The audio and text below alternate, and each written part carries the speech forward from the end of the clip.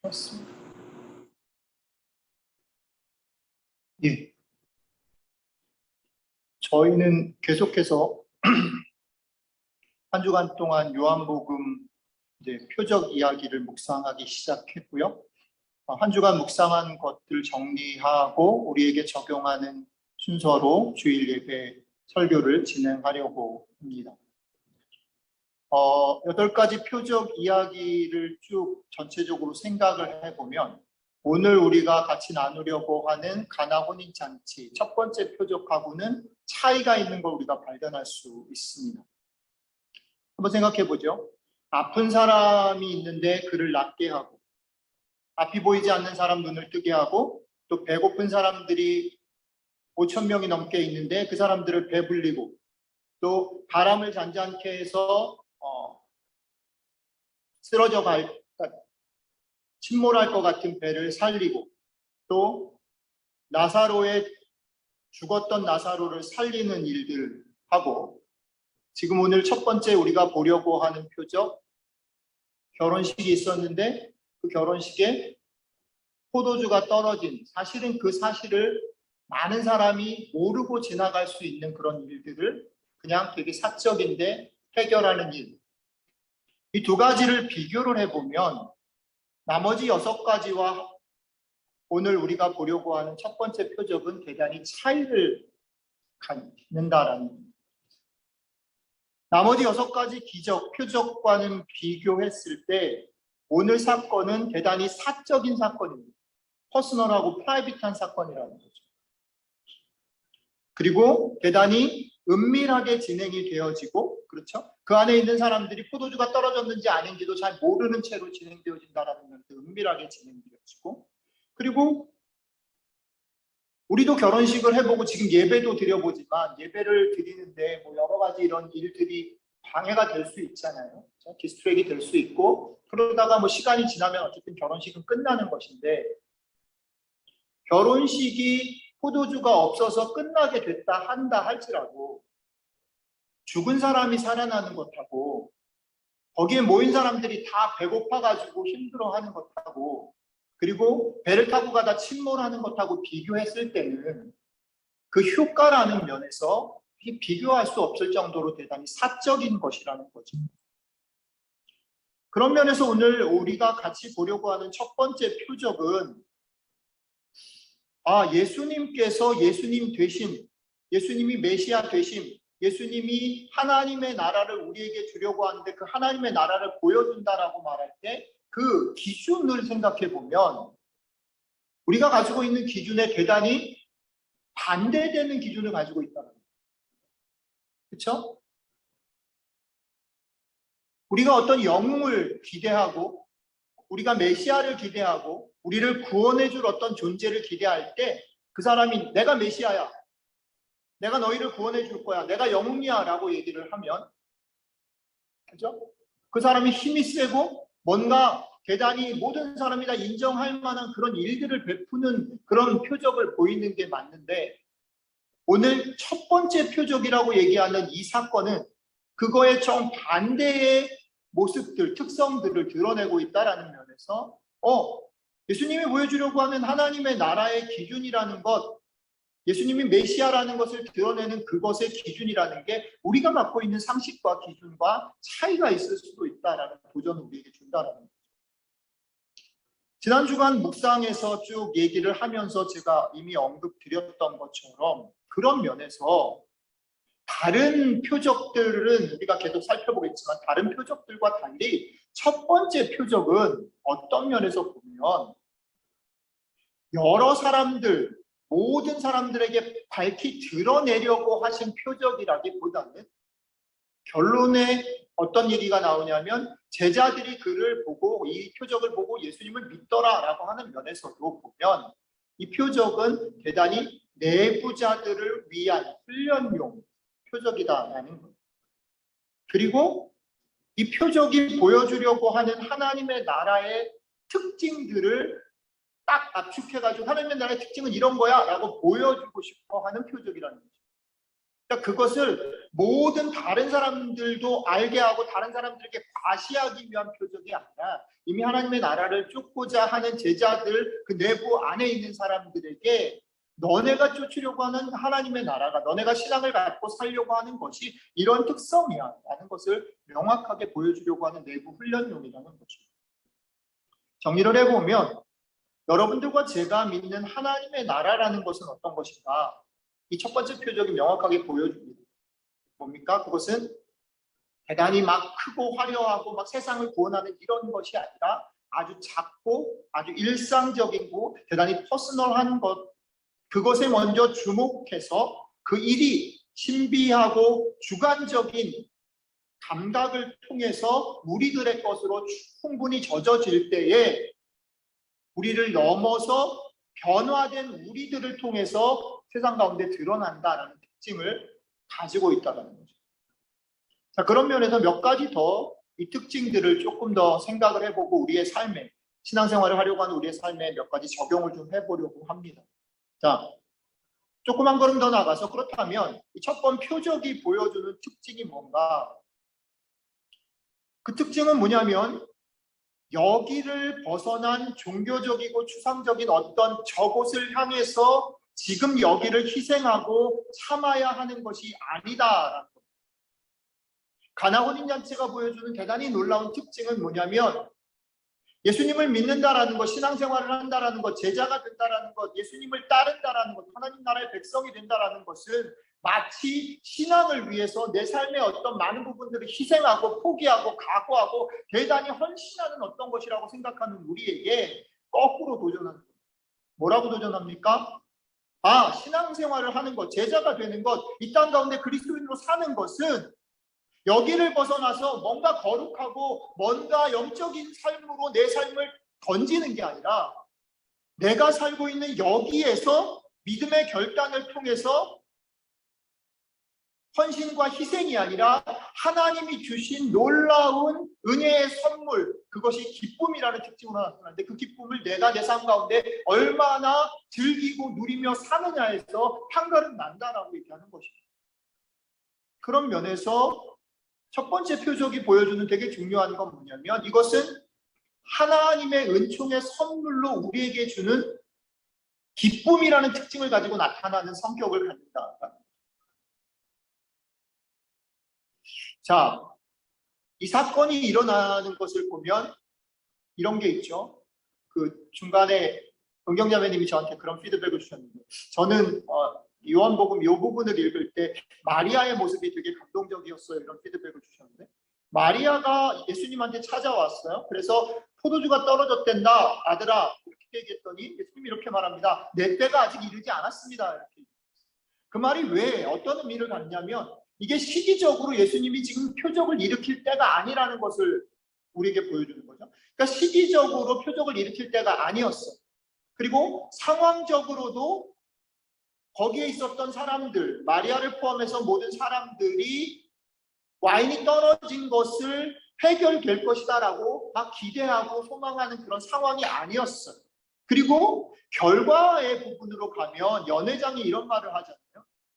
대부분의 결혼식장에서는 사람들이 취하면 맛을 분간하지 못하니까 나쁜 거를 뒤에 주는데 니네가 주는 포도주는 왜 이렇게 좋은 거야? 라고 얘기를 하죠. 그 얘기는 뭐냐면 결과적으로도 그런 일들이 일어날 것을 그리고 그 일이 예수님을 통해서 일어났다라는 것을 눈치채지 못하고 있다는 것을 보여주는 거죠.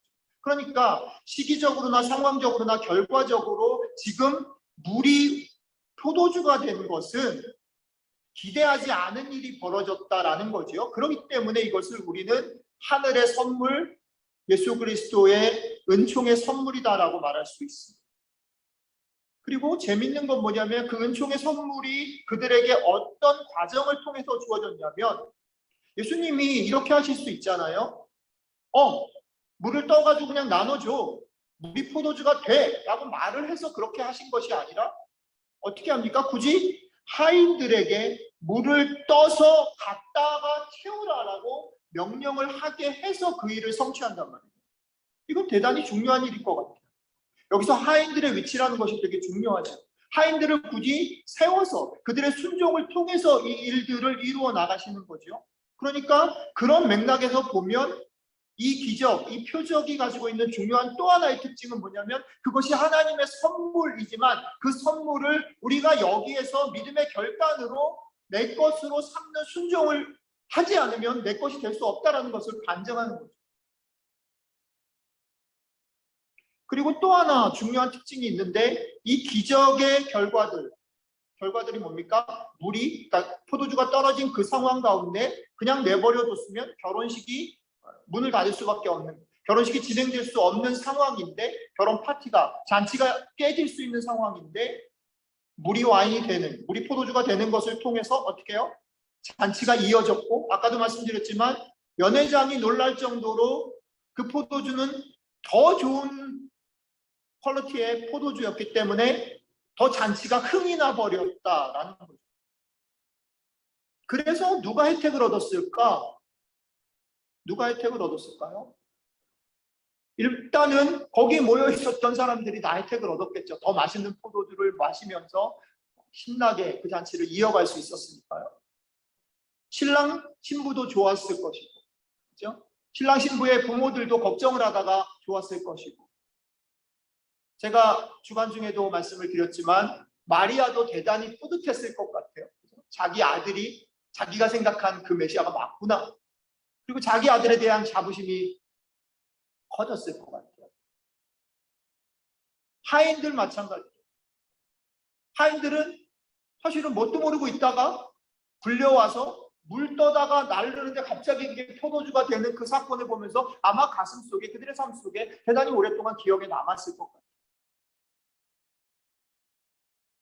이 사건은 그런 면에서 모든 사람이 그 혜택을 그들이 있는 자리에서 그들의 필요에 맞는 혜택을 누렸다라는 거죠. 그러니까 이 첫 번째 표적은 우리들에게 이게 하나님의 선물이고 하나님의 선물로 인해서 우리 모두가 그것을 믿음으로 받아들이면 그 선물이 주는 특징, 기쁨, 잔치, 흥겨움, 신나는 삶을 누릴 수 있는 것이다 라는 것을 보여줍니다. 그러니까 여러분들과 제가 신앙생활을 할 때 그런 면에서는 내가 그걸 해야 되니까, 내가 목사니까, 내가 오랫동안 신앙생활을 해왔으니까 기도하고 묵상하고 또 신앙생활을 뭔가 우리의 삶에 그리스도인다운 삶을 살아야지라고 사는 것일 뿐 아니라 그것을 넘어서 어떻게 해요? 내가 신앙생활하는 것이 즐거워야죠. 내가 신앙생활을 하는 것이, 내가 묵상을 하고 기도를 하는 시간들이, 내가 이렇게 예배를 드리는 시간들이, 혹은 내가 그냥 그리스도인으로서 살아가는 걸음걸음 시간들 속에 그것이 의미가 있고 기쁨이 있고 참 즐겁다라는 그런 감격들이 우리 가운데 있어야 하는 것이죠. 자, 그 특징을 보여주는데, 그러니까 그것은 어쩌면 여러분들과 저에게 그 질문하는 거죠. 너희들의 삶이 즐겁니? 이 하나님의 선물을 마음껏 좀 누리고 살고 있니? 물어보는 거죠. 그런데 그 질문 앞에 여러분들 한번 좀 조용히 여러분들을 들여다보십시오. 즐거우십니까? 좋으십니까? 하나님 나라의 특징이 축제요 기쁨인 것이 분명합니다. 그리고 믿음으로 그것을 취하면 얻을 수 있는 선물이라고 오늘 사건이 우리에게 말해주는데도 불구하고 그것을 깨닫고 그것을 믿음의 용기로 누리는 사람은 대단히 소수입니다. 여러분들과 저도 우리들의 삶 가운데 그것을 누리는 시간보다는 그렇지 못할 때가 더 많죠. 왜 그러냐라는 거죠. 제가 지난 주간 중에 묵상 때 니고데모라는 인물을 가지고 왜 그런지에 대한 얘기를 한번 여러분들과 나눈 적이 있습니다. 니고데모라는 사람을 통해서 우리가 살펴본 내용은 무엇이냐면, 니고데모가 왜 예수님하고 대화 속에서 예수님의 말을 자꾸 못 알아듣고 이렇게 포인트를 못 잡고 헤매는가? 그가 왜 결국은 예수님의 얘기를 그 대화 속에서 수용할 수 없었던가? 라고 말할 때 제가 그 얘기를 했어요. 니고데모가 너무 지식이 많고 너무 아는 게 많고 너무 자기가 생각하는 확신과 규범 속에서 살아왔던 사람이기 때문에 그것이 니고데모로 하여금 예수님이 지금 하시는 말을 이해하지 못하게 만들었다라는 거죠. 자, 이걸 우리에게 적용해 보면 이런 거죠. 여러분들과 제가 왜 하나님의 이 축제로 기쁨으로 부르시는 부르심에 응답하지 못하고 우리의 삶이 기쁨으로 나아가지 못하는가? 왜냐하면 여러분들과 제가 이미 어른이기 때문입니다. 하나님의 말씀을 들을 때 우리 속에는 이미 그거를 재는 것들이 너무 많아요. 우리는 수많은 지식을 가지고 있고 수많은 경험을 했으며 수많은 확신을 가진 어른들이라는 겁니다. 만약에 우리가 데니얼처럼 마이카처럼, 그러니까 이제 이게 이런 거죠. 지우 정도만 돼도 이제 안 믿어요. 아빠 말을 안 믿는다고. 아빠가 왜 저러는지를 벌써 간파하고 배려를 하지 믿지 않아요. 아빠가 약속을 한 것을 지키지 않을 수도 있다는 것을 이미 알아버리는 나이가 돼버렸어요. 자, 그럴 때 우리가 조심해야 되는 건 이런 거거든요. 그러면 지우가 나이를 먹어서 그 사실을 알아챈 것이 틀린 것이냐? 아니요, 그렇지 않아요. 여러분들과 제가 이미 어른이 된 것이 틀린 것이냐? 우리들의 삶 가운데 수도 없이 여러 가지 지식들을 가지고 우리들의 삶 가운데 수많은 것들을 경험하고 확신을 갖는 게 틀린 것이냐? 아니, 그렇지 않아요. 성경은 그 부분에 대해서 예수님이 니고데모를 꾸짖지 않으시는 것을 통해서 보여준단 말이에요. 니고데모가 자기 나름대로의 기준을 가지고 확신을 가지고 열심히 산 것에 대해서 예수님 뭐라 하지 않아요. 그러나 그럼에도 불구하고 지적하는 것이 있죠.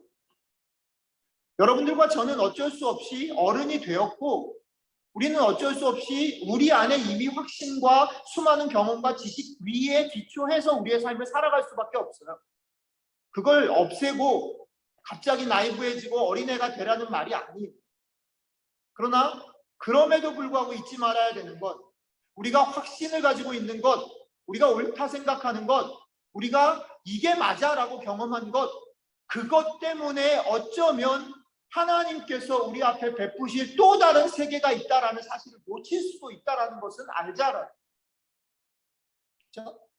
우리에게 있어서 지식이나 경험이나 확신은 너무 소중한 것이지만 그 지식과 경험과 확신이 우리를 믿음의 용기를 갖게 하는 일에 발목을 잡을 수 있다라는 사실을 잊으면 안 된다라는 겁니다. 그렇기 때문에 성경은 이렇게 얘기하죠. 니고데모가 밤에 예수님을 찾아온 거예요. 자기가 알고 있는 게 너무 많으니까 예수님을 선뜻 그냥 드러내놓고 믿을 수가 없는 거죠. 여러분들과 저도 마찬가지라는 것이에요. 또 하나는 우리가 살고 있는 세상, 우리 내부적인, 우리가 이미 어른인 것뿐 아니라 우리가 살고 있는 세상은 우리에게 계속해서 얘기한다는 거예요. 인정을 받아야 돼. 성공을 해야 돼. 열심히 살아야 돼. 하나님의 은혜를 가지고 산다라는 건 어리석은 일이야. 그런 일들은 1000번에 10,000번에 한 번 일어나지 그런 거 아니야. 너 땀 흘리고 애를 써서 경쟁하고 이기고 살아야 해 라고 말하는 거예요. 그래서 이걸 가졌는데 분명히 어저께까지 막 안달안달 하다가 하나님이 이걸 줬어요. 돈이 필요하다라고 그래가지고 막 울고불고 하다가 하나님이 그 돈을 해결해 줬어요. 그런데 그 다음날 어떤가요? 돈이 해결되고 난 다음에 이렇게 눈이 돌아가서 우리 아이들이 공부를 못하는 게 눈에 들어오고 내가 그 다음에 그 돈을 가지고 또 뭐를 해야 될 건지가 눈에 들어오고 잡이 없어서 막 울고불고 하나님 앞에 기도했는데 잡을 줬어요. 근데 그 잡을 갖고 난 바로 그 다음날 우리 마음속에 뭐가 들어오냐면 우리 눈에 뭐가 들어오냐면 내가 새로 갖게 된 직장 속에 나보다 돈을 많이 버는 동료가 눈에 들어오는 거예요. 그리고 리타이어하면 어떻게 될까라는 마음이 우리 속에 확 들어와 버리는 거예요. 그러면서 세상은 우리에게 계속 속삭이는 거예요. 너 이래가지고는 안 돼. 만족하고 감사하고만 살아가지고는 안 돼. 또 찾아봐. 라고 얘기하는 거죠. 그렇기 때문에 니고데모처럼 우리는 하나님이 우리에게 주셨다라고 얘기하는 걸 선뜻 받을 수 없어서 밤에 찾아오고 그렇기 때문에 예수님의 말을 들을 때 조심조심 따져 묻는 거예요. 그러니까 예수님께서 니고데모에게 성령은 어떤 존재냐면 어디서 와서 어디로 가는지 모르고 아주 자유롭게 창조적으로 움직이는 존재다라고 얘기하실 때 그 말은 너희에게도 성령님께서 그렇게 역사하실 수 있다라는 것을 마음을 열고 받아들여야 한다라는 말들이라는 거죠. 그렇게 창조적으로 생각을 해야 된다라는 거죠. 우리가 사는 세상이 또 우리 자신이 그것에 대해서 자연스럽게 용기로 믿음으로 받아들여서 누리게 두지 않는다라는 거죠. 그러니까 어려운 거죠. 그러나 한 가지 소망은 이것입니다. 니고데모와 예수님의 대화 속에서 우리에게 보여주는 소망은 뭐냐면 하나님은, 우리 주님은 우리를 그래서 판단하고 심판하시기 위해서 이 땅에 오신 것이 아니라 결국 그럼에도 불구하고 계속 기다리시면서 기회를 주시면서 우리가 알아채서 우리가 그것을 선택할 때까지 기다리시는 분이시라는 거죠. 결국 우리를 구원하기 위해 이 땅에 오신 분이라는 거죠.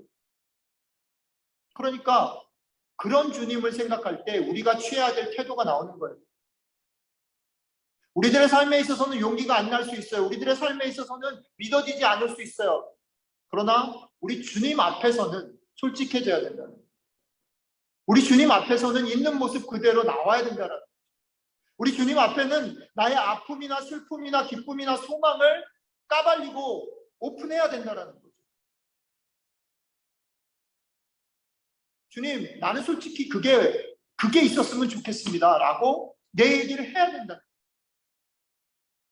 주님 이미 알고 계시고 괜히 좋은 모습으로 감추려고 하거나 그렇지 않은 척하지 말고 그리고 내가 생각할 때 이게 돼야 된다라고 생각하는 것들을 주님 앞에 나와서 얘기를 해야 된다는 거죠. 그걸 넘어서 하나님이 더 좋은 걸 주실 수 있다라는 믿음들로 나아가려는 용기를 내야 된다는 거죠. 그게 출발이에요. 그렇게 여러분들이 이 땅 가운데서 그리스도인으로 살려면 주님 앞에 솔직해지는 것으로부터 출발하시길 바란다는 거죠. 이제 마지막 결론으로 가겠습니다. 제가 여러분들하고 말씀을 나누면서 이 얘기를 되게 많이 해요.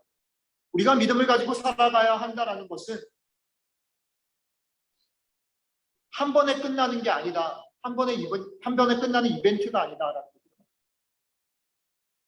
또 하나, 우리가 믿음을 가지고 여기서를 살아가는 것은 여기를 떠나서 그냥 저기 멀리 하나님이 만들어 놓은 저기 어디 나라로 훌쩍 날아가는 게 아니다. 우리는 여기서 우리에게 놓여진 하루하루를 살아갈 겁니다. 그리고 그 하루하루를 살아가는 것은 그냥 한번 와가 아니라 마라톤입니다. 그리고 우리가 살아가는 일상은 아까도 말씀드렸지만 우리가 살아가는 세상은 우리를 믿음을 가지고 살아가도록 믿음으로 용기를 가지고 하나님을 믿고 살아가도록 그냥 내버려두지 않는 것. 세상만 그런 게 아니라 우리 몸에 밴 습관과 확신도 그렇다는 거죠. 그렇기 때문에 뭐가 필요할까요? 우리들의 삶 가운데 구체적으로 하나님 앞에 우리 주님 앞에 솔직하게 나가는 연습들 그리고 그것들을 통해서 작은 승리들 작은 습관들을 계속 키우는 훈련이 필요합니다.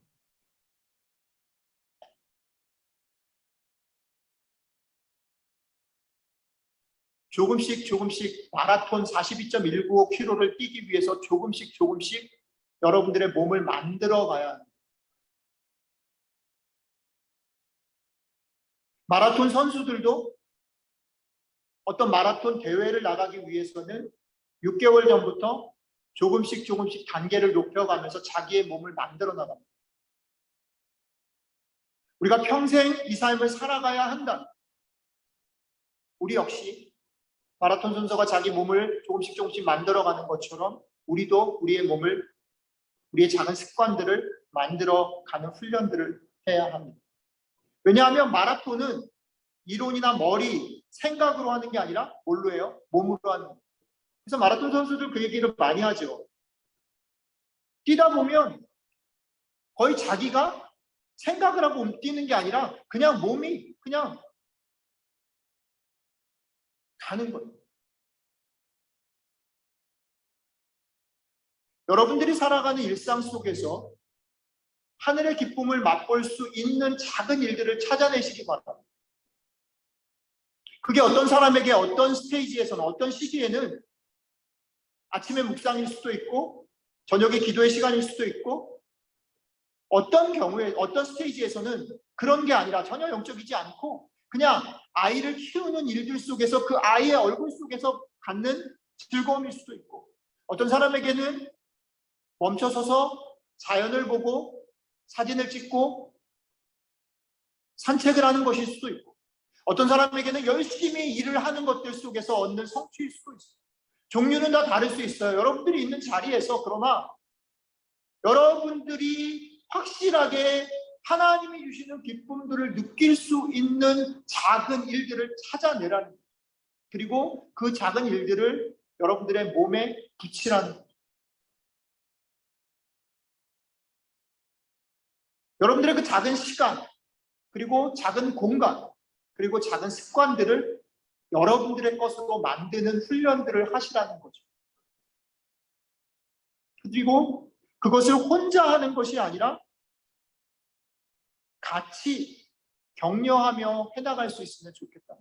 저희가 같이 묵상을 나누고 또 묵상의 피드백을 나누고 또 격려하는 그런 일들이 저는 그런 것이라고 생각을 하고 우리가 기도 제목을 같이 나누는 일들도 그리고 최근에는 여성분들이 일주일에 하루씩 하루를 정해서 같이 기도하는 시간을 가졌다는 얘기를 들었는데 그런 것들이 격려하는 일이죠.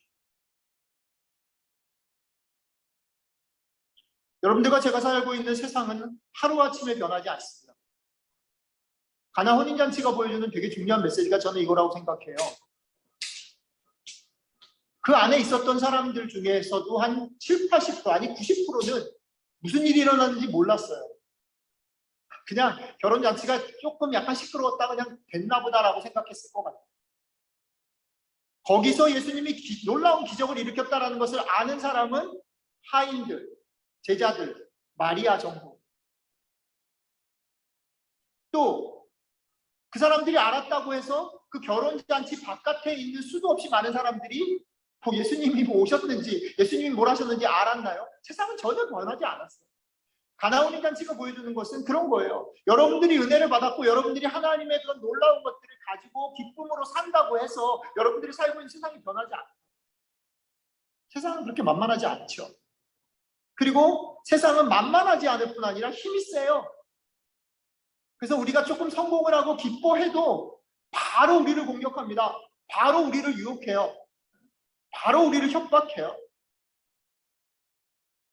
사실 정직하게 말해서 우리들의 싸움, 우리들의 신앙의 싸움이라는 것은 그것을 막 이기고 사탄을 우리의 그냥 발 앞에 무너뜨리고 세상의 모든 악들을 이기고 승리하는 삶을 살아가는 거 사실 아니에요.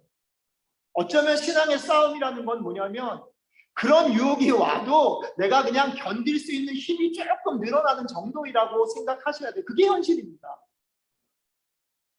그러니까 목사님들이 너무 큰 소리 치면 안 돼요, 저는. 교회가 너무 간증들을 강조하는 것은 그래서 틀렸다고 생각해요. 현실은 그렇지 않잖아요.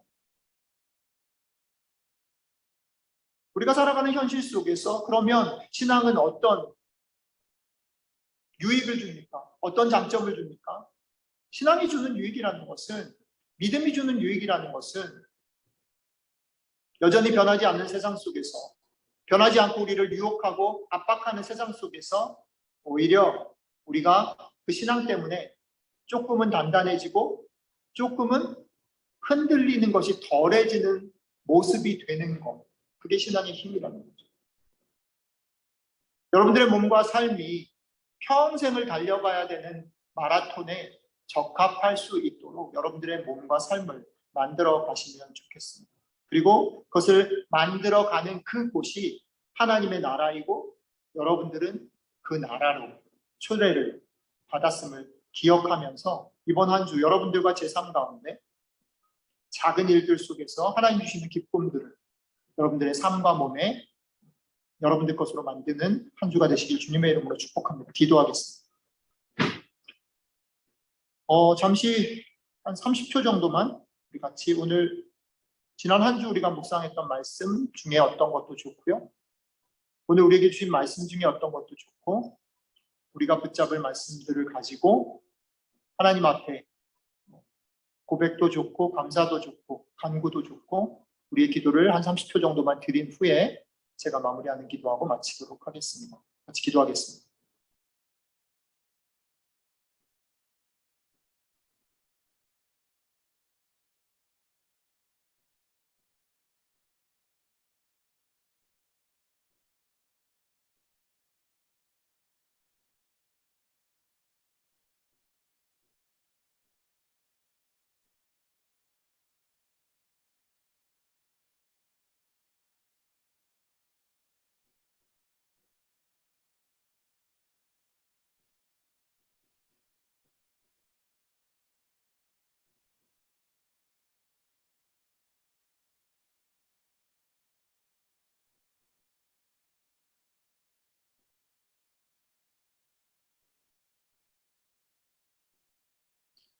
하나님, 우리가 이 땅 가운데 살면서 긴 신앙의 여정을 걸어갈 때에 주님이 이미 허락하신 그 선물인 기쁨을 믿음의 용기를 가지고 맛보며 우리들의 몸과 삶에 나의 것으로 삼고 우리의 몸을 긴 여정을 걸어갈 수 있는 사람들로 그런 몸으로 만들어가는 한 주가 될 수 있도록 함께 해주시면 좋겠습니다.